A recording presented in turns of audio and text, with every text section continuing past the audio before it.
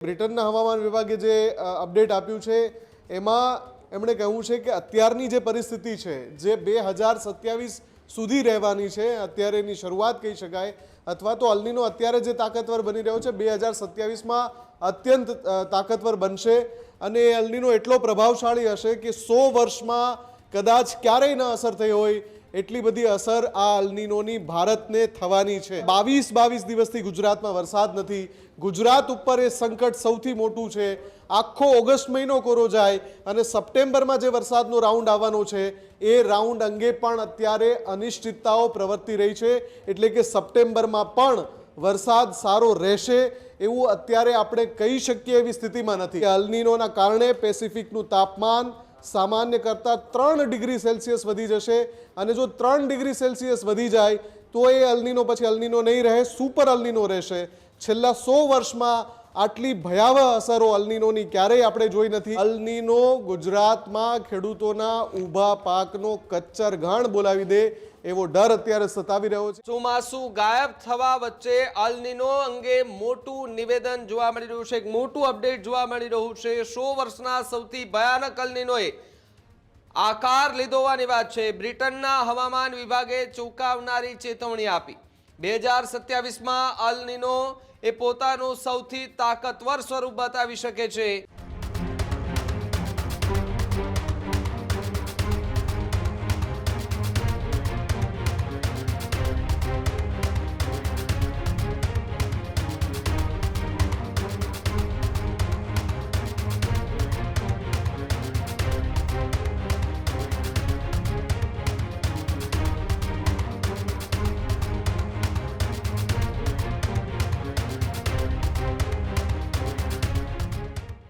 વર્તમાન અલ નીનો એ શતાબ્દીનો સૌથી તાકાતવર અલ નીનો છે। આખી દુનિયાને 3 વર્ષ પાછળ ધકેલી દેશે અલ નીનો। પેસિફિકનું તાપમાન સામાન્યથી 3 ડિગ્રી વધવાની ચેતવણી છે, જે 2027માં ગરમીમાં પણ તમામ રેકોર્ડ તૂટવાની સંભાવના છે। 2027નું વર્ષ સૌથી ભયાવહ રહે તેવી તમામ શક્યતાઓ અત્યારથી મનાઈ રહી છે, જ્યારે ખેડૂતોના ઊભા પાક પર આ વર્ષે સૌથી મોટું સંકટ જે છે તે માનવામાં આવી રહ્યું છે। એક તરફ આપણે જોઈએ છે કે ભારતની અંદર ચોમાસું એ વિધિવત રીતે જ્યારે બેસ્યું ત્યારે કેટલાય એવા રાજ્યો હતા કે જ્યાં વરસાદ નહોતો પડ્યો, પરંતુ અલ નીનો અને સુપર અલ નીનોના કારણે કેટલાય એવા વિસ્તારો હજુ પણ છે કે જ્યાં એક પણ ટીપું વરસાદ ન પડતા ખેડૂતો જે છે તે મુશ્કેલીમાં મુકાયા છે। મુફદ્દલ મારી સાથે જોડાયા છે। મુફદ્દલ, જે રીતે 100 વર્ષના સૌથી ભયાનક દ્રશ્યોની વાતો કરવામાં આવી રહી છે અને 2027ની અત્યારથી ચર્ચા છે અને અલ નીનો ખૂબ મજબૂત બનશે 2027માં, ગરમીનો પારો વધુ ઉચકે તેવી પણ શક્યતા।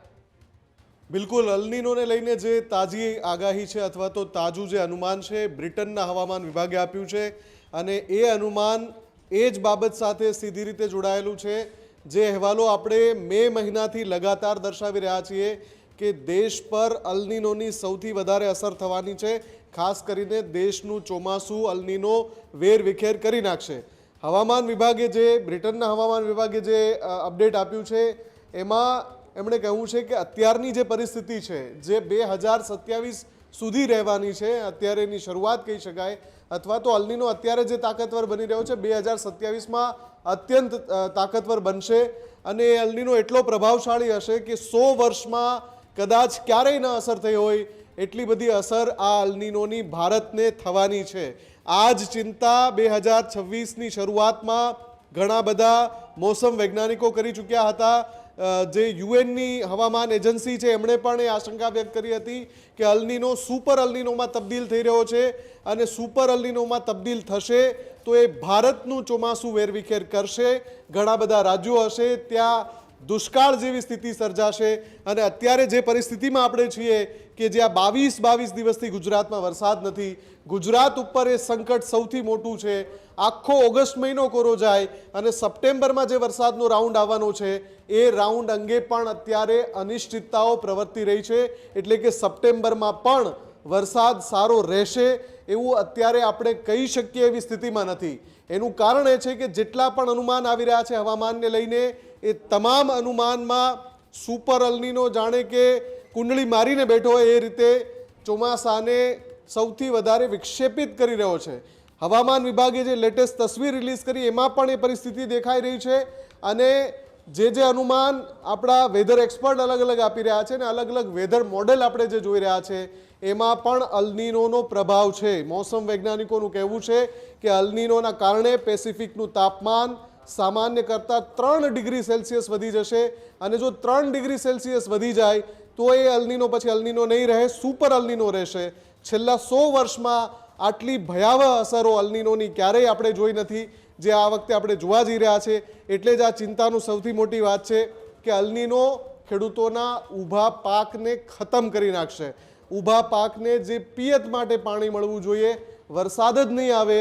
સૌરાષ્ટ્રના ઘણા બધા વિસ્તારો એવા છે, કચ્છનો ઘણો બધો વિસ્તાર એવો છે, ઉત્તર ગુજરાતનો ઘણો બધો વિસ્તાર એવો છે કે જે મહિના કરતાં વધારે સમયથી કોરા પડ્યા છે.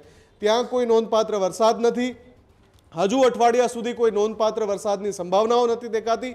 આ બધાની વચ્ચે અલ્નીનો ગુજરાતમાં ખેડૂતોના ઊભા પાકનો કચ્ચર ઘાણ બોલાવી દે એવો ડર અત્યારે સતાવી રહ્યો છે. આપણે આશા રાખીએ કે અરબ સાગરમાંથી કોઈ એક સિસ્ટમ સર્જાય અને એ કામ ચલાવ ધોરણે 2 થી 3 દિવસ એવી વરસે કે થોડા ઘણા અંશે રાહત મળી જાય.